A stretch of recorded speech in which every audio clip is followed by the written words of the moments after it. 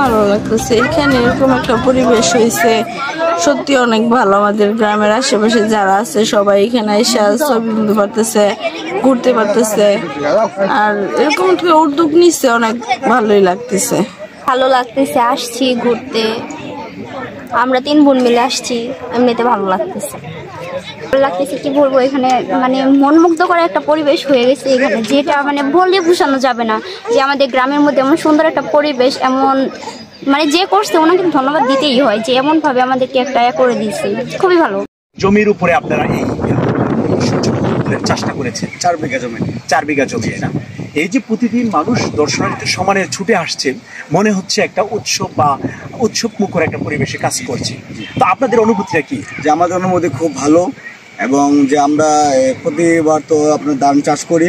এবারে আমার চাচু কবির হোসেন, মোহাম্মদ কবির হোসেন উপজেলা চাকরি করে, তো ওনার ইচ্ছে ছিল যে সূর্যমুখী বাগান করবে। তাই কৃষি স্থানীয় অফিস থেকে তারা আলোচনা করে এবং তারা বীজ দিয়েছে, সার দিয়েছে। তো ওই নিয়ে আমরা 4 বিঘা জমি নিয়ে আমরা এই সূর্যমুখী চাষ করেছি। ইনশাল্লাহ ফসল ভালো হয়েছে, ফুল ভালো হয়েছে, কিন্তু মানে প্রতিদিন মানুষের হাজারো মানুষের ভিড় হচ্ছে। তো মানুষ অনেক আনন্দ পাচ্ছে, খুশি হচ্ছে সূর্যমুখী বাগান থেকে। কিন্তু আবার কিছু কিছু আপু ভাইয়েরা আছে যে আমাদের বাগানের ফুল গাছ নষ্ট করছে বা গাছ ভাঙছে। বর্মির মধ্যে একটা কাঠপাড়া গ্রামের মধ্যে অনেক সুন্দর একটা সূর্যমুখী বাগান। এখানে অনেক পর্যটক আসে আমাদের বিভিন্ন দিক থেকে। এটা হয়েছে কি যে মানে সবার জন্য একটা ঘোরার মানে প্লেস হইলো আর কি, এই আর কি। তো এখানে যারা যারা আসতে চান, শ্রীপুর বর্মি বাস স্ট্যান্ড, ঠিক আছে, বর্মি ইউনিয়ন, এখানে সবাই আসবেন, সবাই ঘুরবেন, মনোরম পরিবেশ, ভালো লাগবে, এই আর কি। এই জায়গায় এসে অনেক ভালো লাগতেছে, ঘোরাফেরা, অনেক সুন্দর সুন্দর ফুল আছে। ঘুরতে এসে তো ভালোই লাগতেছে। এলাকার মাঝে এরকম একটা মানে বাগান, অন্যরকম মানে উদ্যোগ, জিনিসটা খুবই ভালো লাগতেছে। ভালো লাগছে।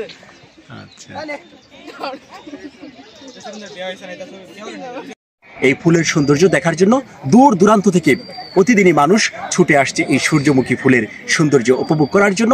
স্থানীয় কৃষি বিভাগ যদি পৃষ্ঠপোষকতা করেন, স্থানীয় কৃষি বিভাগ যদি এই সূর্যমুখী ফুল চাষিদেরকে যদি উদ্বুদ্ধ করেন, তেমনি যেমন এই সূর্যমুখীর তেল আহরণ করে দেশের অর্থনৈতিক চাকা যেমন লাভবান হবে, তেমনি মানুষের মধ্যে ফুলের সৌন্দর্য আকর্ষণ করে পরিবেশের ভারসাম্য রক্ষা পাবে। তারিকুল ইসলাম।